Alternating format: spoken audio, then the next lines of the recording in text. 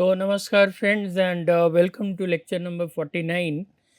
We are again going to talk about yet another very important writer of Indian diaspora, a prolific writer who is one of the front runners when we talk about the contemporary writers writing on Indian diaspora. I'm talking about Chitra Banerjee Divakaruni, and alongside Kiran Desai and Jhumpa Lahiri, she forms that holy, uh, trinity, we can call it, that is very important to uh, fiction of Indian diaspora. Chitra Banerjee Divakaruni, who is currently MacDavid Professor of Creative Writing at the University of Houston Creative Writing Program, was born in 1956 in Kolkata, India.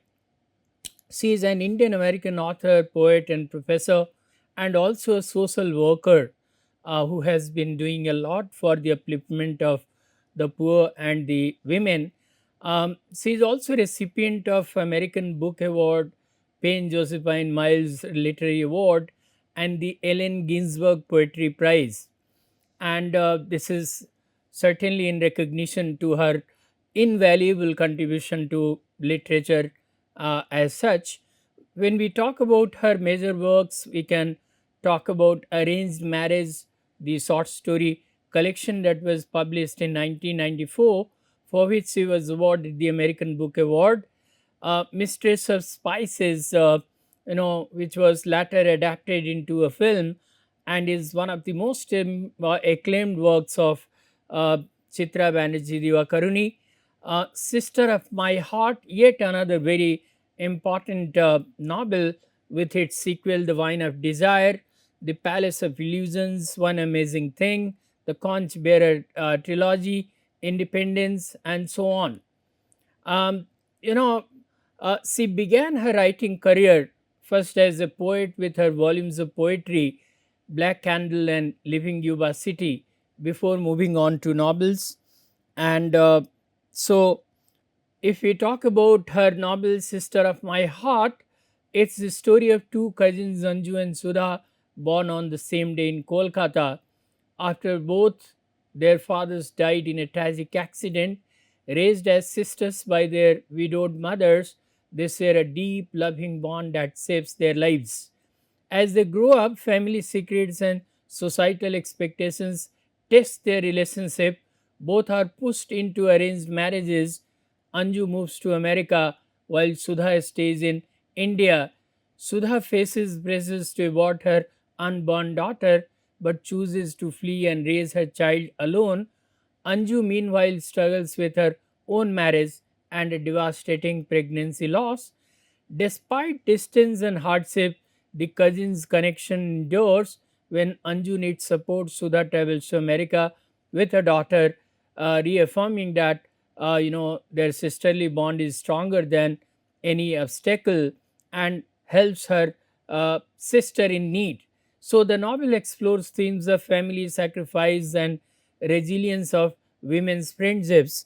It's important to share with you here that Chitra Banerjee Divakaruni always enters the world of women and talks about their own response to their situations. And that is how she is different, because she has looked at diasporic experience from the viewpoint of women. If we talk about her another work, Unknown Errors of Our Lives, which is a collection of 9 poignant short stories set in India and America, focusing on South Asian characters navigating the complexities of migration, memory, and identity. These stories explore central or some critical moments in the lives of women and families caught between tradition and modernity, the pull of home and the allure of change. And especially the stories like Mrs. Datta Writes a Letter, The Love of Good Man, The Blooming Season for Cacti, the title story, and a few others. They examine the unknown errors or the regrets or misjudgments and secrets that shape her characters' lives. and she uses evocative prose to illuminate the universal search for belonging and self acceptance this uh, in this short story collection. Queen of Dreams, is set against the backdrop of post 9/11 America, and it revolves around Rakhi, an Indian American artist in California who struggles with her identity and her distant mystical mother. After her mother's death, Rakhi discovers dream journals that reveal family secrets and help her reconnect with her heritage. Before We Visit the Goddess, 2016, is a multi generational novel which spans nearly a century and traces the intertwined lives of three Bengali women across India and the United States.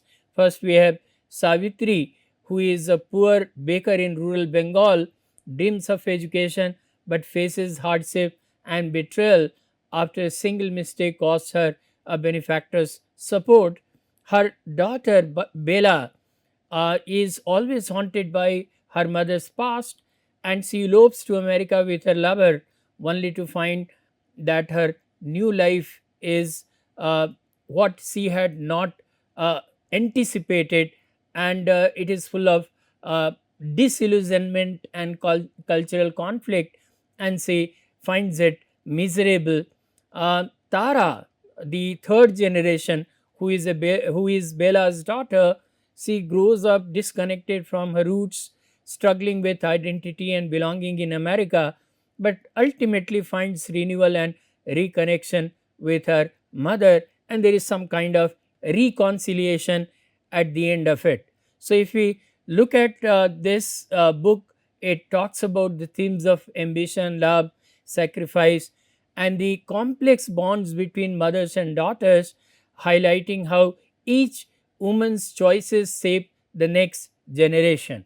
And there is some kind of continuity when it comes to their relationships and their experiences. So, talking about Chitra Banerjee Divakaruni uh, and her fictional world, we will always find that her writings are centered on the experiences of South Asian immigrants, especially women, as I said, negotiating identity, tradition, and transformation in a new land, acclaimed for using magical realism, myth, and a strong female perspective. So, she is also an experimenter when it comes to the art of fiction writing, and uses magical realism and myth as her uh, favored tropes to talk about her fictional world. Her protagonists are often women who challenge traditional roles and seek autonomy, strength, and self realization, as she highlights their struggles and journeys toward empowerment, as seen in the characters like Tilo, the protagonist in The Mistress of Spices, or Draupadi in The Palace of Illusions, which is uh, the story of Mahabharata told from the perspective of Draupadi, and Anju and Sudha, the two cousins in the novel Sister of My Heart. So the protagonist neither acculturates not acclimatizes in her novel. The protagonist neither acculturates not acclimatizes, but rather adjusts or modifies her life to fit her surroundings without altering or changing herself. So, this is how it is observed that her characters lead life on their own terms, but yes, they understand their situation and they are ready to adapt to that. So, the immigrant experience is certainly central to the fiction of Chitra Banerjee Divakaruni, like many of her contemporaries and predecessors. She also explores the challenges of displacement, homesickness, cultural conflict, and the negotiation of identity between two worlds, India and America, where the characters dwell with feelings of estrangement, the struggle for adaptation, and the pressures to assimilate while preserving their cultural heritage. So, we find that her characters also really struggle between their Indian past and the American present, and they really struggle to balance their traditional Indian background with the modernized outlook on life that has been facilitated by their migration to America. So, Beena Agrawal, in her collection of essays, Women Writers and Indian Diaspora, remarks, and I quote, authors such as Divakaruni, who focus on issues of diaspora, find themselves in a unique spot, both personally and within their text, in which they write and discuss the confusion of identity they are experiencing. And Divakaruni's experiences as a second generation diasporic citizen, in fact, she is not second generation like Jhumpa Lahiri, who was born there, but she is a second generation diasporic writer, as the first generation comprises uh, V.S. Naipaul, Salman Rushdie, Bharati Mukherjee, and the likes. And uh, her experiences provide an insight into how her immigrant protagonist metamorphose from hybrids to transnationals to global citizens. So she believes that this migration from India to US is transforming and accounts for evolving personalities of her characters. So much of her writing centers on the lives of immigrant women, as she admits in one of her interviews, and I quote, women in particular respond to my work because I am writing about them, women in love, in difficulties, women in relationships.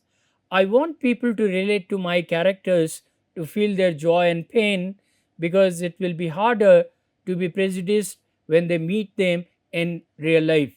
So, all through her creative journey, what she has done is she has tried to look at the experiences of women. She has tried to look at diaspora from the perspective of women and the kind of struggles for identity, for maintaining their culture, for realizing the freedom and liberty that is extended to them by the American society. All these uh, inform her creative world, and they are central to her discussion.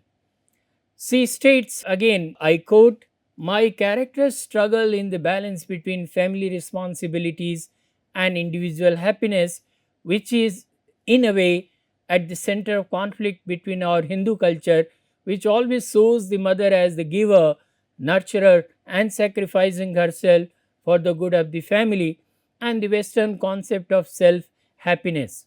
So, she also admits that she has been talking about women who are caught between the traditional role uh, that they have to play as Indian women and Indian mothers, where it is expected that they should not think about themselves, rather, they will sacrifice themselves for their children and for their family. And they are living in America, a society which is too individualistic, where the individuals are encouraged to think more about their own happiness, even at the cost of family and children. And so these characters feel the tension between what they desire and what they are expected to do. So there is a constant tussle between their own aspirations uh, for happiness and independence, and their roles as wives, Indian wives and Indian mothers, which call for sacrifice. So her women characters represent vivid aspects of diasporic life, like the marginalized, the rebellious, the docile and traditional, modern and supernatural.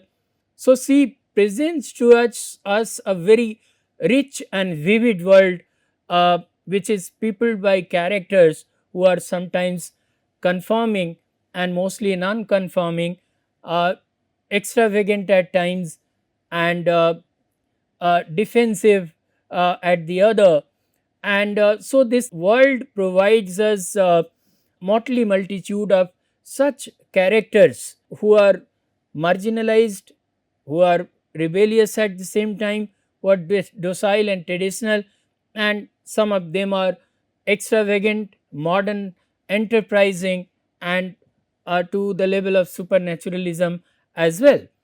So the young diasporic characters like Tilo in The Mistress of Spices, Sudha and Anju in Sister of My Heart, Uma and Malati in One Amazing Thing, they all represent the second generation who find their true identity in the United States by assimilation and with their forward looking ways in an alien land. So, when they are confronted by a situation of fight or flight, they choose to fight and not to flight. So there is no looking back for them, and when the situation calls for them to take a decisive action, they don't hesitate to take that action in their life for transforming their life rather than being in distress all the time for rest of their life. So, case Dhanam argues, and I quote, Divakaruni's books are directed mainly to women of all races and faiths who share a common female experience. All her heroines must find themselves within the contrasting boundaries of their cultures and religion. She also contrasts the lives and perceptions of the first generation immigrants with those of their children born and raised in a foreign land, and inevitably it includes the Indian American experience of grappling with two identities. She has her finger accurately on the diasporic pulse, fusing Eastern values with Western ethos. Her writing course with her uh, identification is with a brave new world forging to life. Her sensitivity to contemporary voices, today's issues are threaded through with an ongoing search for identity beyond anthropology, beyond sociology, and beyond academia. So, we can see how vast, how vivid is the creative world of Chitra Banerjee Divakaruni, which explores the nuances of women's world, especially when they are placed in diaspora. Geeta Rajan also quotes, by not attempting to effect huge changes through the usual tropes of history, politics, and fantasy as magic realism, Divakaruni is able to work on smaller scale and address the psychological need of her disempowered cast of characters. So, Chitra Banerjee does not have a very ambitious plan, and in her own limited way, in her own quiet way, looks at psychological need of her disempowered characters and makes them react to that, not in any violent fashion but in a way that is life forming or life transforming.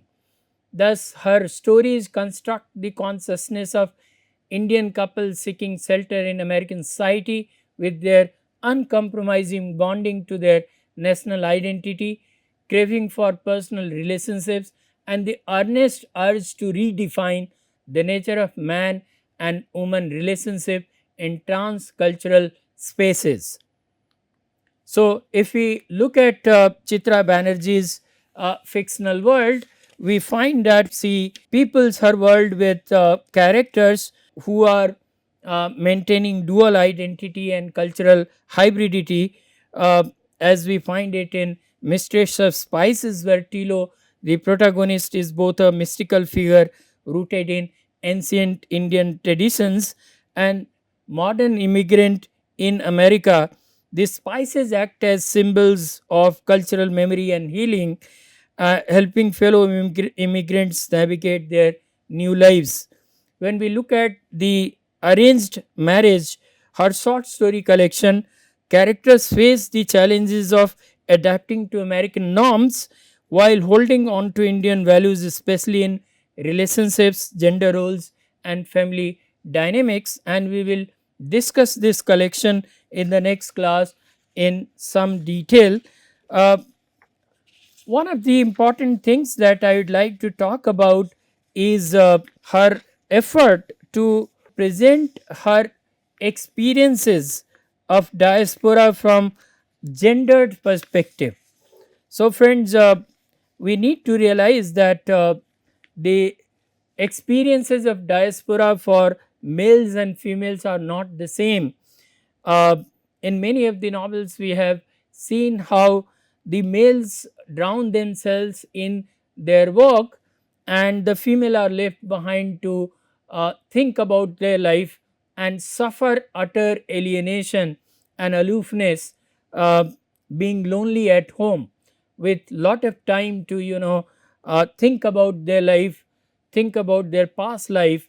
And this creates lot of problem for them, because somehow they come from a culture where they are not encouraged to think for themselves. So we saw this happening in the case of wife of Bharati Mukherjee, where Dimple Das Gupta is left behind when her husband goes to work. And because she is not confident of her English and is not confident to go out on her own, it becomes difficult for her to pass her time, and she finds the life unbearable, taking refuge in television. Again, she does not understand the television programs uh, the way they are presented to her, and they are full of sex and violence, and that also leaves a lot of impact on her ailing psyche, to an extent that she loses contact between reality and virtual reality. And ultimately, in a momentary fit of rage, she murders her husband without realizing whether she has done it in real or it is a real thing. And likewise, in the case of namesake also, we find how Asima Ganguly struggles with her loneliness at home when Ashok goes to work. And as a result, all the time she becomes nostalgic and is always longing for life back in India, causing lot of distress to her. And she finally, at a much later stage, when Ashok is dead, she learns driving and comes to terms with her life to some extent. And by the end of the novel, we find that she refashions herself and is able to think for herself and take her own decisions. So we find that dual identity, cultural hybridity, and again diasporic, gender diasporic space is what has been talked about and explored by Chitra Banerjee Divakaruni. She also talks about the concepts of home and belonging, and believes that home and belonging, they are not any fixed rules. Home is not a fixed entity, rather it keeps shifting. And belonging also is not something that is stable, because most of her characters transform and also take decisions that ultimately result in moving away from their accustomed world in search of greener pastures. So, home is not something that is static, and again, belonging is also not given in the case of her characters, and they are all fluid. And so, when we look at her, we find that her treatment of diaspora is complex and multi layered, uh, as he resists simplistic portrayals of immigrant life by illuminating the emotional, cultural, and psychological intricacies of living between the worlds. Her characters do not merely assimilate or resist, they navigate, reinterpret, and redefine identity in ways that are deeply human and resonant. Through her richly textured narratives, Divakaruni adds a powerful voice to diasporic literature, especially from the perspective of South Asian women. If we compare her to Jhumpa Lahiri, we'll find that both of them explore themes of migration, identity, cultural conflict, and belonging, yet their literary styles, narrative focus, and treatment of diaspora differ significantly, as the treatment of diaspora in the works of Chitra Banerjee Divakaruni and Jhumpa Lahiri are different. While if we look at them, we find that they both offer rich contrasting perspectives on diasporic experience. While Chitra Banerjee's work celebrates the possibility of cultural integration and personal empowerment, Lahiri's narratives reveal the quiet, often painful isolation of living between worlds, and together their works provide a comprehensive and layered understanding of diaspora, one that acknowledges both its struggles and its transformative potential. Again, their narratives differ in that Chitra Banerjee Divakaruni, draws her material a lot from Indian myth and legends, and also mixes her language, whereas in the case of Jhumpa Lahiri we find that her prose is simple and is very compelling at the same time. So both these writers, look at diaspora, they have you know lot of similarities but lot of differences as well. So friends, in the next class we are going to talk about Arranged Marriage, the most celebrated short story collection by Chitra Banerjee Divakaruni, in which it talks about many women who struggle between their traditional roles and their desire to set themselves free and realize their dreams, and how do they respond to the call of their heart that has been vividly presented in different stories. So we will talk about that collection in the next class. These are the references, and see you in the next class. Thank you very much. Thank you.